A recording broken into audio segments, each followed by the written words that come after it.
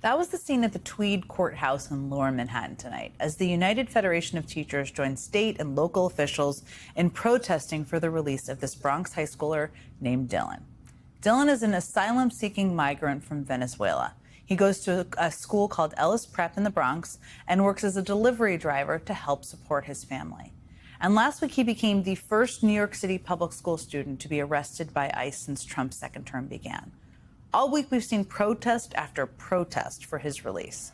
And last night, 23 people were arrested at a protest marking 1 week since Dylan's arrest. You can see the footage there. The people of New York are clearly outraged, and they're not even the only ones. I mean, this is Kennett, Missouri. It may be about as different from New York City as a place can be. While we don't have election results from the city itself, it is the largest city in Dunklin County, which voted for Trump last year by more than a 4-to-1 margin. So you would think if anywhere in the country would support Trump's immigration policies, it would be a place like Kennett, Missouri, right?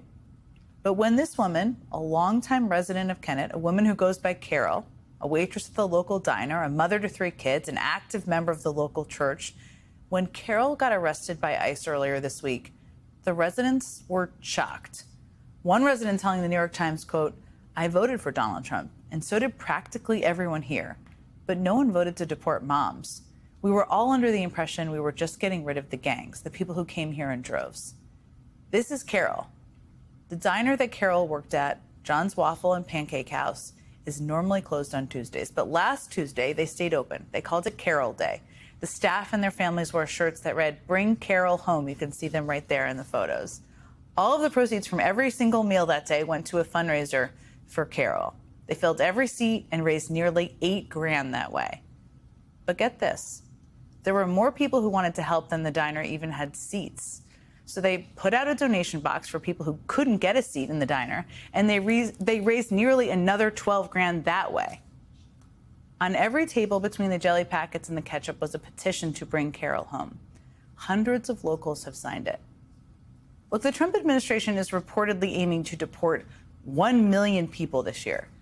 And big numbers like 1 million people, they sound large, but they also sound pretty abstract. They're kind of hard to wrap your head around in terms of what it means. But when someone from your own city, from your own town, becomes one of those 1 million people, it all becomes much more real. This is Murelio Ambrosio. He's a pastor at a local church in a town just south of Tampa, Florida. He was arrested by ICE and slated for deportation just a few weeks ago. His neighbor voted for Trump, but when he heard about what happened to Pastor Ambrosio, he was beside himself. The neighbor said he was hoping Trump would target people without papers or with criminal records. But what he never expected was someone like Pastor Ambrosio to be taken away. He said, quote, you're going to take, a community leader, a pastor, a hardworking man. What did you need, a number that day?" Pastor Ambrosio's neighbor posed that question when speaking with NPR just last week. And then last night on Fox News, Stephen Miller kind of answered it.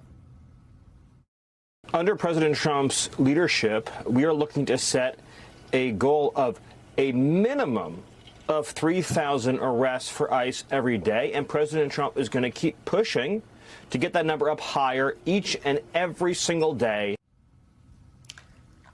To put that quota system in perspective, in the first 100 days of Trump's new term, just the first 100 days, ICE averaged 665 arrests a day.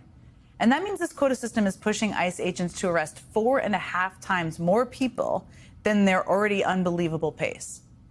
Axios reported yesterday that when Miller announced his quota internally, people at DHS left the meeting feeling their jobs could be in jeopardy if the new targets aren't reached, if they don't arrest more people, that is. Now, beyond how much their arrests upset their communities, there's another thread linking the arrests of Dylan and Carol and Pastor Ambrosio. Dylan was arrested at a courthouse. He showed up for a routine immigration hearing, and ICE was waiting for him, a high school kid.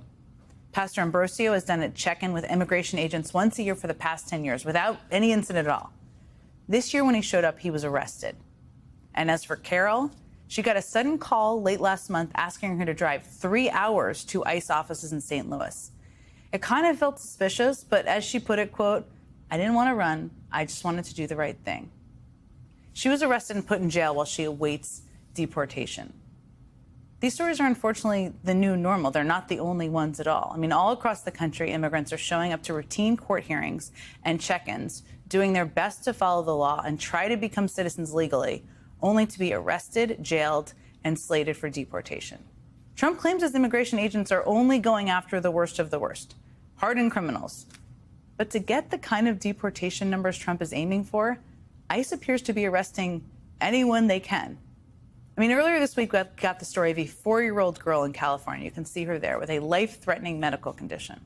The Trump administration has ordered the girl and her family to leave the country, despite her own doctor saying that if her treatment is interrupted, she would die in a matter of days. Today, the Washington Post reported on a 2-year-old American citizen who was deported to Brazil alongside her undocumented parents. Because the 2-year-old girl is not a citizen of Brazil, she has become, quote, all but stateless. Last week, the Supreme Court stripped 350,000 Venezuelan immigrants of their protected immigration status, opening them all up to deportation. And last night, Secretary of State Marco Rubio announced that the U.S. will aggressively revoke student visas from Chinese students. There are roughly 275,000 Chinese students studying in the U.S. right now. What are the odds one of those Venezuelan immigrants or one of those Chinese students lives in your city or your town? How soon until we all know a Dylan or a Carol or a Pastor Ambrosio from our lives?